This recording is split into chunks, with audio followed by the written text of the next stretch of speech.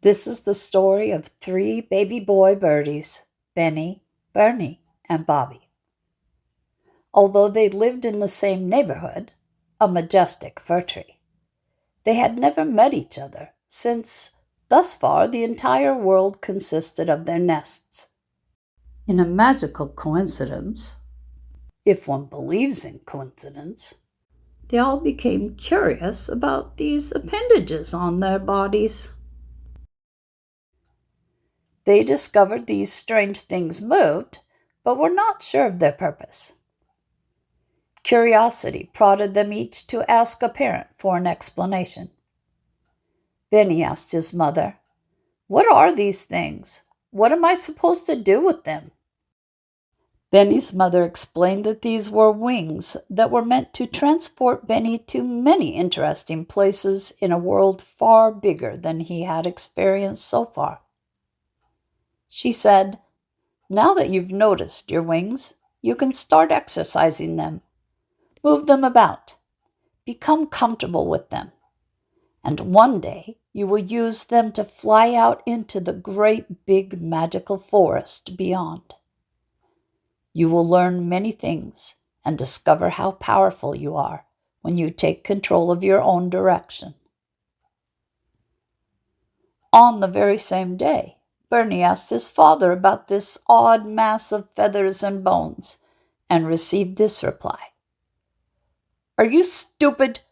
Don't you have any bird brains? I'm not going to tell you something you should know. You are a moron. I am so ashamed to call you my son." And again, on the same day, Bobby asked his mother what this wing stuff was all about. She told Bobby, "Oh, silly, you have no need for those. All you ever need is me. I will provide everything you could possibly want, and you won't have to lift a talon. Don't you worry your pretty little feathered head about anything. Your mommy is your entire world, and you will never have to venture beyond the nest." One day, a storm came up, and a ferocious wind started making the neighborhood sway. The parents had gotten together for a group foraging session and were nowhere to be found.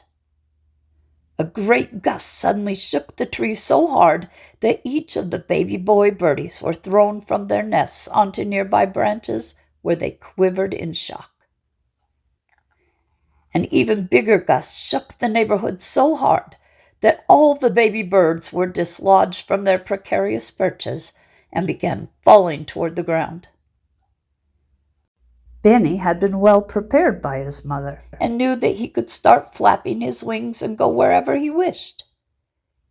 He was instantly flying and looking for a safe place to land with no fear, since he felt quite capable and confident.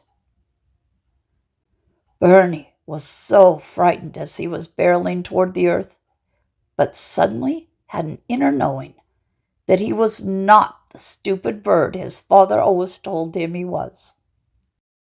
He knew there must be something he could do.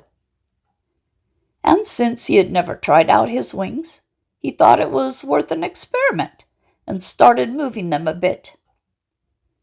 He was surprised when he realized this allowed him to navigate where his birdie body would go, and was quite elated that he was not destined to hit the ground with a thud.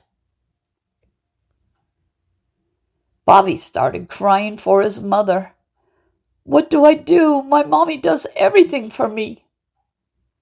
The ground was getting closer and closer, and Bobby's body jerked in a spasm of fear, which moved his wings and caused him to notice a reaction of movement that made the ground now seem slightly farther away.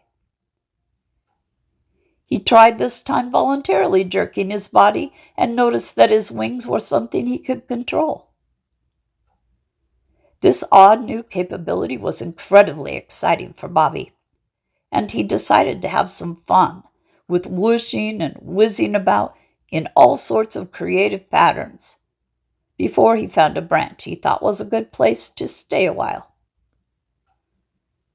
The moral of the story is that whether our parents expose us to criticism, coddling, or conscious caring, we all have wings that we can exercise to control where we go in life. Whether through careful and loving preparation, sheer accident, or catastrophe, we all are capable of flying and soaring to great heights with nothing but our own magical wings to guide us.